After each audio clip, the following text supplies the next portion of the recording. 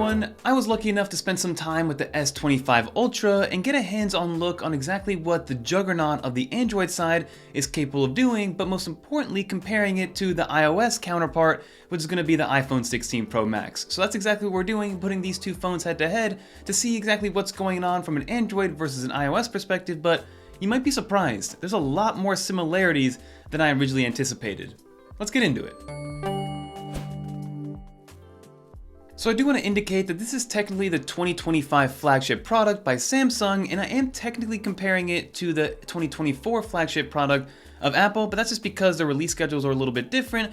But all in all, it's about a 5-month difference between the releases of these phones. Now, Apple will release their 17 lineup later this year, and maybe we'll get a better comparison that way, but I did want to bring that to light before I get into the nuanced details. But let's start off with the design standpoint of each of these devices, because again, we are now in a situation where these are just pretty much candy bar designs, everything is rectangular shape, and it's all about screen to body ratio first and foremost, and secondly, the overall feel and weight of the device to make sure that it's not tedious when you are using this for long sessions at a time, because we all know that we are now getting to the 6 to 7 to 8 hour per day threshold of using these devices. Now, we will be comparing it mostly to the Ultra product, but I do want to indicate that the S25 and the S25 Plus from the design standpoint is identical to last year's model, whereas the S25 Ultra is a little bit different compared to the S24 Ultra. So they were able to curve the edges a little bit more for a more comfortable feel in the hand. That probably does sound familiar with the iPhone 15 Pro Max and iPhone 16 Pro Max, how they got rid of that rugged kind of 90-degree cut and made it a little bit more round, so when you are holding it, it's a little bit more comfortable.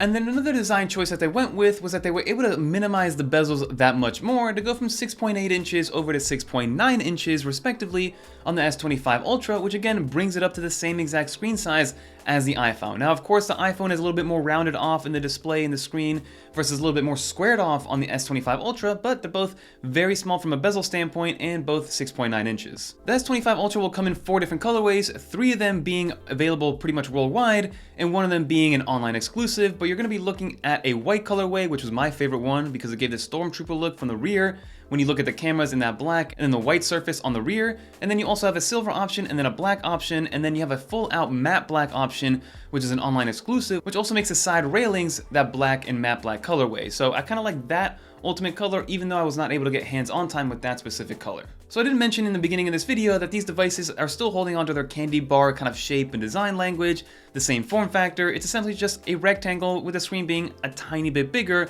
to be able to fit a little bit more from a screen real estate perspective. But again, the similar story that we got from the Apple side is going to be the similar story that we get on the Samsung side. This is all about software, and more specifically, what they're going to be doing with AI. On the Samsung side, they have their Galaxy AI Assistant, which we will talk about in a little bit, and then on the Apple side, you have Apple Intelligence, which was introduced this year, albeit in kind of a tiered fashion, and it's still not even fully there yet. So that is what the big focus is this year. It's going to be all about the types of features that you can get and how efficient you can get using your phone, and basically what type of actions and what type of LLM models are being used with their Galaxy AI versus Apple Intelligence's Siri AI Assistant. And just to give you guys a little bit of a synopsis on how I initially felt using both of these AIs, the Galaxy AI just breeds a little bit more confidence when you are asking it questions or you're asking it to do things within the actual applications on the S25 Ultra versus on the iPhone 16 Pro Max and iOS 18.2. Apple Intelligence still does not give you that confidence that you would want out of an AI assistant overall. And this has been the same story when you compare it all the way back to Siri versus Google Assistant, and on the Google Pixel side as well. Siri just hasn't been ever on par with Google's Assistant, and that is still the same story moving forward. At least for right now.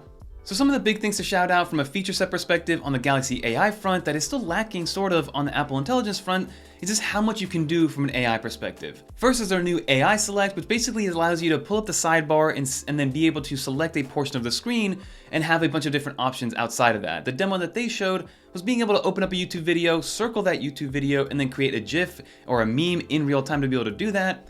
Another awesome one is being able to pull up a YouTube video of a cooking situation or some sort of recipe. You're able to circle that YouTube video, and instead of watching that entire video through, it's able to extract all the information you need and then take action upon that by putting it in your notes or putting it into a message if you do want to do that. So you can basically go an extra step or two with Galaxy AI versus with Apple Intelligence. Again, and even on the Apple side with Apple Intelligence, Apple does state that it's a little bit more conversationally aware when it comes to Siri and Apple Intelligence, and while that is true and it's a lot better than the Siri that we've had in the past, with the Galaxy AI front, it just is that much more confident inducing. Like, you're able to really have a conversation with Galaxy AI, you're really able to kind of jumble your words up a little bit, but then it'll still find out what information you're trying to portray. It's just a little bit better at that at the current state. And the one that really stood out to me, which we're still waiting on from the Apple Intelligence front, is going to be the cross-app actions. Like I mentioned earlier, there was that demo they showed of being able to extract an ingredients list out of a video and then be able to take action upon that.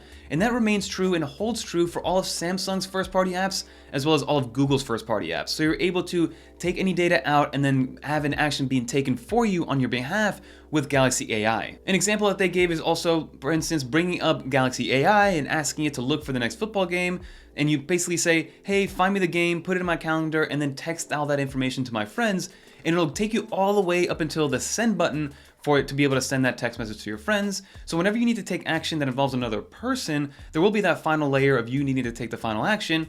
But if you are looking at a recipe video like I mentioned, and you just want to put up all those recipes or all those ingredients or the instructions into a note, it'll go the 100% full way through and put it into that note for you and organize it nicely for you. So as of right now, it's able to take some actions for you, which is something that cannot be done with Apple Intelligence, unfortunately. And now let's get into the internals conversation, or the spec sheet that you should expect comparatively on both. On the 16 Pro and Pro Max, you do have the A18 Pro chip, which does allow for Apple Intelligence. It brings 8 gigs of RAM standard across all the devices.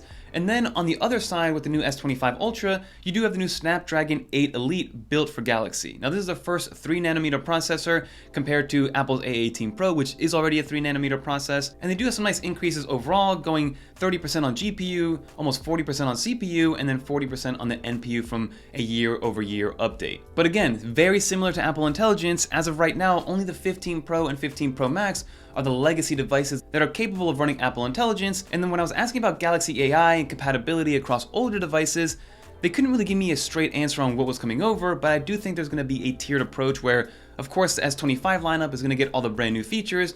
Possibly the S24 Ultra will get some of those features, but it's going to be very reliant on this new 3nm chipset to be able to run all of Galaxy AI and all these different actions that I was mentioning earlier. So again, Apple's not the only one making it impossible for something like even a 1-year-old device to run their latest software. And now let's finally get into the camera situation, because again, you're going to see a lot of similarities from both a hardware standpoint and a software standpoint on the camera front. So the one big hardware update on the S25 Ultra is that they're now updating their ultra-wide camera from 12 megapixels to 50 megapixels, so it is a little bit more crisp from a megapixel standpoint. They did add 10-bit HDR processing as a standard when you are video recording, and they also added a few new tools in here from an AI perspective as well as an editing perspective. So if you guys remember the audio removal tool that Apple introduced with iOS 18 to be able to scrub out any background noise directly in the camera application, you now have something very similar on the S25 Ultra front, which is going to be the audio eraser, which basically breaks up each different audio profile, whether it's a voice, the background, the wind, the water, whatever the case may be, and you can single-handedly remove certain pieces from an audio perspective on a clip directly from the Photos or the Galleries application. And then with that 50 megapixel ultra wide, you now have a macro mode, which has a very similar indicator than the iPhone 16 Pro Max or any iPhone that has a macro mode, but that is now available on the S25 Ultra. And then they also brought log 4K video recording, which was omitted from the S24 Ultra and added on the S25 Ultra. Again, a lot of similarities here. And then finally, similar to Image Playgrounds, they now have the generative edit on the S25 Ultra side, which essentially is that same thing where you're able to sketch to draw, be able to draw something out, circle it, get an actual image out of it. They have a few more different kind of categories or genres of type of illustration that you would want to put in there. But again, the idea is relatively the same, but they are saying that a lot more of it is going to be done on device, which does not rely on internet or Wi-Fi or data. Whereas on the Apple Intelligence front, I feel like it heavily relies on making sure that you have a Wi-Fi or data connection to be able to use anything Apple Intelligence related. And then one final category that they did bring up was going to be Samsung Pay, which does compete with something like Apple Wallet and Apple Pay. So they did introduce their buy now, pay later format, which does break up any purchase in 4 different installments, which is nice to see. And then you can actually tap to transfer across Samsung devices. But the one interesting one is that you can now tap to transfer across any device. So it doesn't just have to be Samsung to Samsung, it's now Samsung to iPhone. iPhone did introduce this from an iPhone to iPhone perspective, so I'm curious to see how this is going to work exactly. I didn't demo this because this isn't out quite yet, but it's something that they did announce and they will be pushing forward, which will be very cool to, again, limit that kind of separation between Android and iPhone. So the S25 Ultra will start at $1299. It will come with that new Snapdragon chip. It will come with 12 gigs of RAM base, which is what all the S25 phones come with to support their new Galaxy AI that's coming out. From a pricing standpoint, it's going to be very similar to the iPhone 16 Pro Max, and it goes up from there. But I do want to kind of close this off by saying that, again, these phones are getting very, very similar from a hardware standpoint, and now getting very similar from a software standpoint. You kind of look at both of these, and yes, they have their own kind of design language, and you can tell which one is which, of course, but from a usability and a function standpoint, they're all promising a lot of the same things. The cameras are getting better and better to the point where it's hard to distinguish which one is which one. Not really from a style standpoint, because from a style standpoint, you can know which one's an Ultra picture and which one's a Pro Max picture. But from a quality standpoint, they're both just excellent for their category when it comes to a pocketable iPhone camera or a pocketable Samsung camera. So at the end of the day, it comes down to ecosystem, what you're used to, what you're accustomed to, and what you're willing to give up on each end. Of course, I'm in the Apple ecosystem, I'm an Apple user, I've been building my Apple ecosystem pretty much since 2004, so it's gonna be very hard to pull me away to have a Samsung be my main phone. I would kind of need to change everything around. I would need to get a new laptop, a new tablet, the new phones, of course, new TVs, although I do have Samsung TVs, which I do love. But Samsung does have their own SmartThings ecosystem that does play exceptionally well across all their devices. Same thing with the iOS side. All these companies are trying to build their ecosystems to kind of lock in their users as much as possible and make it as inconvenient as possible to leave their ecosystems, and that's what it's going to come down to. All these hardware devices are now getting commoditized to the point where, yes, they're cool, yes, they're very high quality, but at the end of the day, it's going to come down to software, and lastly, user experience overall. And that's kind of my 2 cents of what I got out of this.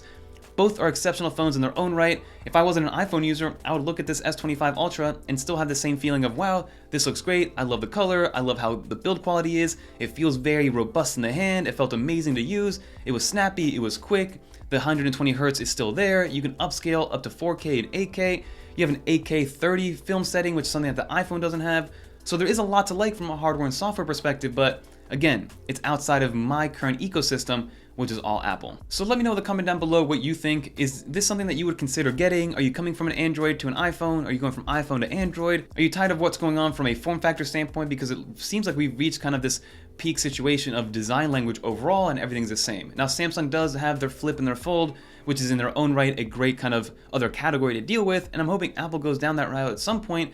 But let's see exactly how this all plays out. Overall, I think the S25 Ultra is a great phone for somebody in that ecosystem, but if you're coming from an S24 Ultra, it's gonna be the same story as an iPhone 15 Pro Max.